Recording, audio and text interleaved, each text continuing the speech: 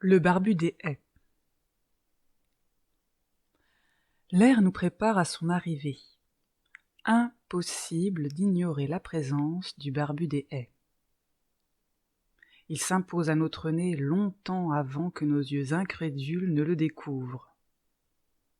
Les fées couvrent jambes et seins, les gnomes s'éloignent prudemment. Le barbu des haies n'a trouvé le chemin du tailleur qu'une fois, et celui du barbier, jamais. Cet être miraculeux de grâce et de naïveté transporte dans sa tête un monde parallèle et dans ses poches des graines de menhir. Son froc est une loque, les lambeaux forment une traîne grisâtre au couple noir de ses pieds griffus, les fiancés de la poussière.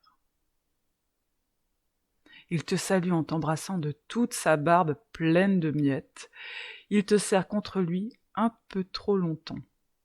Et tu pleures car tes narines ne peuvent se fermer. Son regard traîne sur les tétons et les fions libres des païennes qui s'attendaient plutôt à voir un jeune et vigoureux corps nu que ce barbu tactile peu ragoûtant. Pourtant, une année, un hiver plus exactement, le barbu des haies décida de prendre un bain. Peu expérimenté avec les pratiques de l'hygiène, il sortit nu et se jeta dans le ru.